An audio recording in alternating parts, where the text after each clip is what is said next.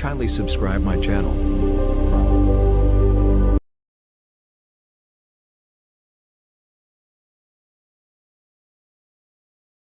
یہ بہت اچھا سوال کیا آپ نے. بالکل یہ تو ان کی اپنے شیخ مرشد یا بھی کوئی بھی ولی کامل اس کی قبر پہ جا کے مراقب ہونا چاہیے. اور یہ مراقب ہوتے ہیں. اچھا سنت طریقے سے وہاں جائیں اور جو شریعت اجازت دی اسی طرح سلام کریں. سلام کرنے کے بعد وہاں بیٹھ کے مراقبہ کرتے ہیں. وہ بیٹھے مراقبہ کر رہے ہیں اور ان کی روح کے ساتھ اپنی روح کو ملا کے اور مراقبہ کر کے کسب فیض لے رہے ہیں. بعض جو ہے وہ کشف قبور کے اگر ماہر ہوتے ہیں وہ کشف قبور بھی کرتے ہیں. وہ دیکھتے ہیں کہ یہ ولی کامل کس شان اور حال کے اندر وہاں نظر آ رہا ہے, اللہ ان پہ منکشف کرتے ہیں. لیکن کسب فیض کے لیے وہ پیر مرشد کے وہاں جو ہے وہاں بیٹھ کے نیت کرے کہ انوارات اللہ تبارک و تعالیٰ ان کے ذریعے سے مجھے پہنچائیں, ان کی توجہات ملے. کیونکہ ظاہر ہے کہ وہاں قبر میں وہ شیخ تو آپ کو دیکھتا ہے, آپ کے سلام کا جواب بھی دیتا ہے, تبھی تو آپ السلام علیکم کرتے ہیں. جی بالکل. جواب نہیں دیتے تو سلام کیوں کرتے ہیں بھائی؟ تو اس کا مطلب جواب بھی دیتا ہے, وہ ہم سن نہیں سکتے. یہ اللہ تبارک و تعالیٰ کا نظام ہے, اللہ کا نظام ہے. کیونکہ دیکھو یہ کرامن کاتبین یہ دونوں زندہ فرشتے موجود ہیں نا. اب اس کو میں کہوں گا السلام علیکم, تو نے سنا جواب بھی دے دیا, لیکن ہمیں وہ شعور نہیں ہے اس لیول کا ہم ان کے جواب کو سن سکیں. بے شک ہے. تو اسی طریقے وہی والی بات ہے. وہ لوگ جو دھوکہ دیتا جی قبر کے تو سنتے کہاں ہیں, آپ السلام علیکم کرتے ہیں خام کو سنتے ہیں کیا بھائی؟ وہ تو ہے. تو بھائی وہ سنتے ہیں جواب بھی دیتے ہیں. اور نبی نے یہ بات ارشاد فرمائی کہ یہ سنتے بھی ہیں جواب بھی دیتے ہیں عمر, لیکن تم اس کو سمجھ نہیں سکتے. اللہ اکبر. اس کی موٹی سی مثال میں دیا کہا تو کرامن کاتبین یہ سنتے بھی ہیں. آپ السلام علیکم کریں اور بھی زندہ ہونے کے آپ قائل ہیں, ان کو تو آپ مردہ بھی نہیں مانتے.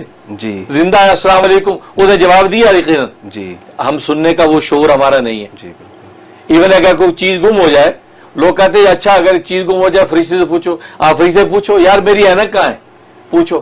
اسے بتا بھی دیا ہے, لیکن اس کو سمجھنے کا شعور ہمیں نہیں ہے. اللہ اکبر. یہ نہیں ہے کہ اسے نہیں بتایا. جی تو اس لیے یہ کہنا کہ قبر کے اندر یار وہ مر گیا یار یہ درباروں پہ داتا گنج بخش کے دربار پہ یار لوگ بیوقوف بن رہے ہیں, بابا فرید گنج شکر کے دربار پہ بیوقوف بن رہے ہیں, وہاں سے کیا ملنا ہے بھائی؟ وہ عمران خان جو ہے بابا فرید کے دربار پہ چلا گیا, کیا بابا فرید وزیر اعظم بنا دے گا ان کو؟ وہ وہاں جو مجاور بیٹھے ہیں وہ نہ وزیر اعظم بن جاتے اب تک. بالکل یہ بات ہوئی تھی نا. تو میں نے یہ کہا تھا کہ اچھا اگر یہ بات ہے آکسفورڈ میں پڑھنے سے وزیر اعظم بنتے ہیں تو سارے آکسفورڈ والے وزیر اعظم کیوں نہیں بنے؟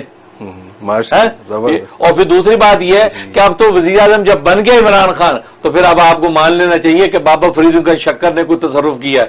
کیونکہ یہ تو اب تو مانو. کہتے جی وہ پیرانے پیر شیخ عبد القادر جیلانی کی اتنی کرامتیں ہیں اور امریکہ نے حملہ کر دیا عراق پہ, کہاں گیا پیرا آپ کا پیرانے پیر؟ لوگوں نے مذاق اڑایا, استضاء اڑائی کہ کہاں گئے پیرانے پیر, اب آگے بچاتا کیوں نہیں ہے؟ تو میں نے اس وقت کہا تھا کہ بھائی پیرانے پیر کا نمبر تو بعد میں آتا ہے, اللہ آتا ہے. اللہ کو تو آپ مانتے ہیں نا, اللہ تو ہے, اللہ نے کیوں نہیں بچایا؟ زبردست ہے. اگر قدرت نہ ہونے کی وجہ سے پیرانے پیر نے نہیں بچایا تو اللہ نے کیوں نہیں بچایا؟ اللہ کو تو قدرت ہے. اب آپ اس کا جواب دے دیں کیونکہ آپ اللہ کو تو مانتے ہیں, اللہ نے کیوں نہیں بچایا؟ تو آپ کہہ سکتے ہیں کہ جس مسلط کی وجہ سے اللہ نے نہیں بچایا اسی مسلط کی وجہ سے پیرانے پیر بھی نہیں آ گیا ہے, پھر آپ کیا کہیں گے؟ بالکل. تو یہ اصل میں اولیاء اللہ کا مذاق اڑانا, یہ لوگ اس کو بہت بڑا دین و تقوی سمجھتے ہیں, لیکن وہ انتہائی ضلالت اور گمراہی کی گڑھوں کے اندر پھنسے ہوئے ہیں جن کے دماغ جو ہے ختم اللہ علی قلوبہم وعلی سمعہم وعلی ابصارہم کے مورے لگ گئی ہیں. بالکل. تو کہتے جی پیرانے پیر کیوں نہیں آیا جی, اور جی بم گرا دیا مینار گر گئے, بم گرا دیا امریکہ نے کر دیا. تو لیکن اب میں کہتا ہوں بتاؤ امریکہ کا وہاں کیا حال ہے؟ اس کا مطلب پیرانے پیر نے کوئی تصرف کیا تھا نا. جی اللہ کی مشیت وہاں کام آئی نا. تو پیرانے پیر کی کرامت اب آپ مان جائیں کہ پیر پھر ایویں نہیں ہے بھائی کہ امریکہ کو وہاں سے واپس ہی آنا پڑا, اس کا مطلب پیرانے پیر نے اچھی طرح وہاں گھما کے واپس کیا. اب آپ کرامت مانے نا. تو لیکن بات وہی ہے, کریڈٹ دینے کا حوصلہ نہیں ہوتا.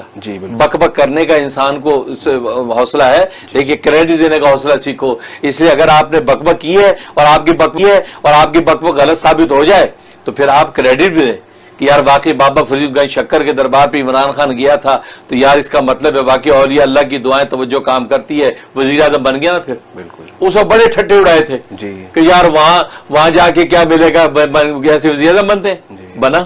اب بتاؤ, اب مانے آپ ان کی کرامت کو؟ اور یہ شیخ عبد القادر جیلانی کی اب مانو, امریکہ واپس آ رہا ہے کہ نہیں آ رہا؟ تو معلوم ہے کہ اللہ تبارک و تعالیٰ کی شان ہے. بالکل. تو اس لیے جو دنیا سے چلے گئے بزرگ وہ ان کے وہ تصرفات کرتے ہیں. اس لیے لکھا حضرت کی امت مجدد ملت مولانا اشرف علی تھانوی رحمۃ اللہ علیہ نے کہ جو بزرگ دنیا سے چلے گئے وہ جو ہے عجیب بات لکھی ہے. فرمایا کہ وہ ناقص کو کامل تو نہیں کر سکتے لیکن کامل کو اکمل بنا سکتے ہیں روحانی توجہات کے ذریعے سے. اللہ اکبر. ہاں کامل کو اکمل بنا سکتے ہیں یعنی روحانی توجہات کے ذریعے سے. اور بے قطب العالم حضرت شیخ الحدیث مولانا محمد زکریا کاندھلوی رحمۃ اللہ علیہ لکھتے ہیں مجھے زندہ جو بزرگ ہیں ان سے اتنا زیادہ کسب فیض نہیں ہوا جتنا دنیا سے گزرے وہ سے فیض ہوا.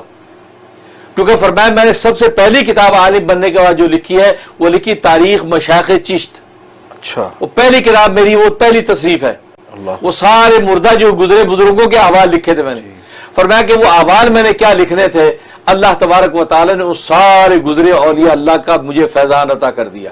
اللہ. اور اس سے جو مجھے نفع ہوا ہے زندوں سے اتنا نفع نہیں ہوا جتنا ان مردوں سے نفع ہوا. اور آج وہ قطب العالم بنے.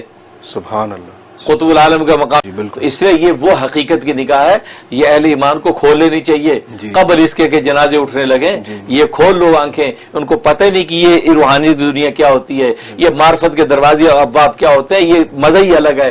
یہ کسی کسی کو نصیب ہوتا ہے. لہذا اعتراض اور ٹانٹنگ کرنے والوں کو اپنے آگے اللہ کے سامنے جسٹیفائی کریں گے کیسے اس کی فکر کرنی چاہیے.